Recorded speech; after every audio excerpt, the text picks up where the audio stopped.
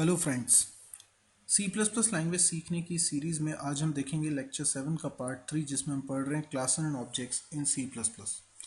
हम आज कुछ टेक्निकल टर्मिनोलॉजीज़ के बारे में समझेंगे क्लास एंड ऑब्जेक्ट्स के रिस्पेक्ट में। हमने पिछले पार्ट 1 और पार्ट 2 में क्लास कैसे बनाते हैं और क्लास के अंदर ऐसा फंक्शन कैसे बनाते हैं जिसमें ऑब्जेक्ट पास कर रहे हों और ऑब्जेक्ट रिटर्न कर रहे हों, ये सब सीखा था। टेक्निकल जार्गन्स की बात करें तो what is class? Class is a description of an object, यानी ऑब्जेक्ट कैसा होगा ये क्लास के द्वारा पता चलता है। जैसे कि हमने अभी प्रोग्राम बनाया था कॉम्प्लेक्स नंबर का, तो ये जो कॉम्प्लेक्स नंबर क्लास के अंदर हमने मेंबर फंक्शंस और मेंबर वेरिएबल्स बनाए हैं, इससे पता चल रहा है, इस डिस्क्रिप्शन से पता चल रहा है कि C1 कैसा होगा, C2 कैसा होगा, C3 कैसा होगा। C1 के अंदर हम कहेंगे कि दो वेरिएबल्स होंगे A और B, और ये किस आधार पे कह रहे हैं? क्लास के आधार पे। इसलिए हम बोल रहे हैं class is a description of an object. Object is an instance of a class.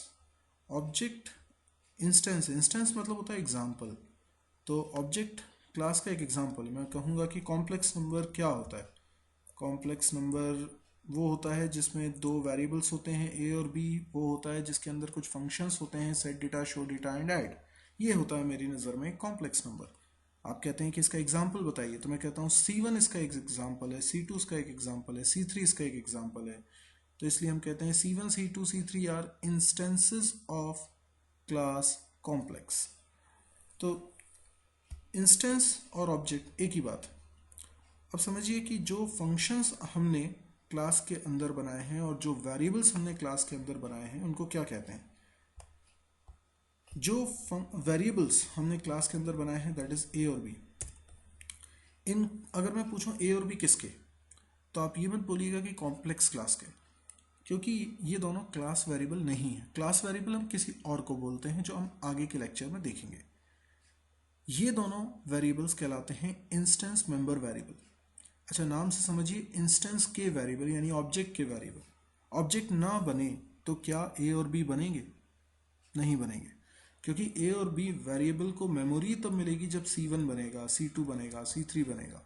C1 के अंदर ए और बी अलग होंगे, C2 के अंदर अलग होंगे और C3 के अंदर अलग होंगे। इसलिए इनको इंस्टेंस मेंबर वेरिएबल कहा जा रहा है, हर इंस्टेंस के लिए अलग अलग। इसी तरीके से जो फंक्शंस हमने बनाए हैं ये कहलाते हैं इंस्टेंस मेंबर फंक्शंस, जो मैंने क्लास की बॉडी के अंदर डिफाइन करे हैं। हालांकि इसको बाहर भी डिफाइन कर सकते हैं, हमने सीखा था मेंबरशिप लेबल लगाकर, तभी वो मेंबर फंक्शन कहला रहे हैं, instance member function. Basically member function भी दो तरह के हो सकते हैं, इंस्टेंस मेंबर फंक्शन और क्लास मेंबर फंक्शन। तो अभी आप इन सेट डेटा, शो डेटा और राइट फंक्शन को क्लास मेंबर फंक्शन मत बोलिएगा, क्योंकि क्लास मेंबर फंक्शन हम किसी और को बोलते हैं। ये तीनों तो यहाँ पर कहलाएंगे इंस्टेंस मेंबर फंक्शन। ऐसा इसलिए कि अगर इंस्टेंस ही ना हो तो ये किस पर एक्शन परफॉर्म करेंगे? जैसे हम सिंपल सा एग्जांपल लें, C1 dot set data. C1 dot set data का मतलब है C1 के लिए सेट करो डेटा 3 4, यानी C1 में जो ए और बी है उसके अंदर वैल्यूज पहुंचाओ 3 4। अब C1 डॉट ना लगाऊं, सीधे सेट डेटा को कॉल करूं, तो इसका तो कोई मीनिंग ही नहीं है, क्योंकि 3 4 किस में जाएगा? अब सेट डेटा फंक्शन के अंदर अगर ए और बी लिखे हैं तो ये तो पता चल नहीं रहा कि ए और बी किस ऑब्जेक्ट के हैं, लेकिन क्योंकि सेट डेटा फंक्शन को C1 कॉल कर रहा है तो ए और बी C1 के हैं।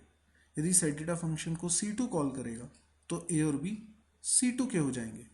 जैसा कि नीचे हम दो लाइंस में लिख रहे हैं, पहले हम C1 के द्वारा सेट डेटा को कॉल कर रहे हैं, उसके बाद C2 के द्वारा सेट डेटा को कॉल कर रहे हैं।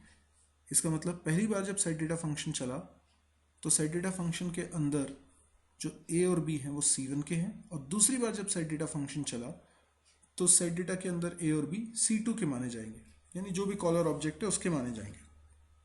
तो ये फंक्शंस ए और बी को एक्सेस कर रहे हैं, यानी इंस्टेंस मेंबर वेरिएबल्स को एक्सेस कर रहे हैं।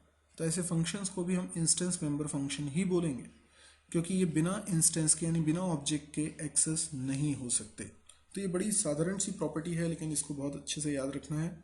दूसरा, हम पहले भी अपने लेक्चर में किसी लेक्चर में हम डिस्कस कर चुके हैं, ऑब्जेक्ट की स्टेट उसके मेथड्स के द्वारा ही चेंज होनी चाहिए। तो ये उसका बड़ा इंपॉर्टेंट कॉन्सेप्ट है, जिसमें ये कहा जा रहा है कि C1 की स्टेट मतलब क्या होता है? किसी भी ऑब्जेक्ट के इंस्टेंस मेंबर वेरिएबल की वैल्यूज के कलेक्शन को स्टेट बोला जाता है। आई रिपीट, किसी भी ऑब्जेक्ट की स्टेट का मतलब उस ऑब्जेक्ट के मेंबर वेरिएबल्स की वैल्यूज का कलेक्शन। अब अगर किस ऑब्जेक्ट के एक भी वेरिएबल में मैं कोई चेंज कर दूं तो मैं कहूंगा ऑब्जेक्ट की स्टेट चेंज हो गई है। अब ऊप्स ये कहती है कि ऑब्जेक्ट की स्टेट तभी चेंज होनी चाहिए जब हम ऑब्जेक्ट के किसी फंक्शन को कॉल करें, उससे पहले चेंज नहीं होनी चाहिए। इसीलिए मैं c1 डॉट ए लिखकर वैल्यू असाइन नहीं कर पा रहा हूँ। मैंने a और b वेरिएबल को प्राइवेट क्यों बनाया? ताकि कोई ऑब्जेक्ट की स्टेट को डायरेक्टली चेंज ना कर सके, जबकि फंक्शंस पब्लिक बनाए क्योंकि मैं चाहता हूँ कि a और b की वैल्यू अगर चेंज करनी है, सेट करनी है, तो सेट डेटा फंक्शन को कॉल किया जाए। तो इंस्टेंस मेंबर फंक्शन के द्वारा ही ऑब्जेक्ट की स्टेट चेंज हो सके। ऑब्जेक्ट के जितने भी मेंबर फंक्शंस हैं, इंस्टेंस मेंबर फंक्शन है, इनको कलेक्टिवली हम ऑब्जेक्ट का बिहेवियर कहते हैं। यानी ऑब्जेक्ट क्या क्या कर सकता है, कैसे कैसे परफॉर्म कर सकता है एक्शन। तो उसका एक बिहेवियर है सेट डेटा, एक बिहेवियर है शो डेटा, एक बिहेवियर है ऐड, इस तरीके से। तो ये हुई इंस्टेंस मेंबर वेरिएबल क्या है और इंस्टेंस मेंबर फंक्शन क्या है। इन इंस्टेंस मेंबर वेरिएबल को और भी कई नामों से जाना जाता है। कई बार हमें एट्रीब्यूट्स बोलते हैं, डेटा मेंबर्स बोलते हैं, फील्ड्स बोलते हैं, प्रॉपर्टीज़ बोलते हैं। इंस्टेंस मेंबर फंक्शन को भी कई बार हम मेथड्स, प्रोसीजर, एक्शंस, ऑपरेशंस या सर्विसेज भी बोलते हैं। यदि आपको आज का वीडियो पसंद आया हो, कॉन्सेप्ट समझ में आए हो, तो आप इस वीडियो को लाइक करिए। अपने सजेशंस भी आप कमेंट में दे सकते हैं। आपको अगर वीडियो शेयर करने लायक लग रहा हो तो आप ज़रूर अपने दोस्तों से शेयर करिए। इस चैनल को सब्सक्राइब करिए ताकि इस तरह की वीडियोस की अपडेटेड इन्फॉर्मेशन आपको मिलती रहे। Thank you.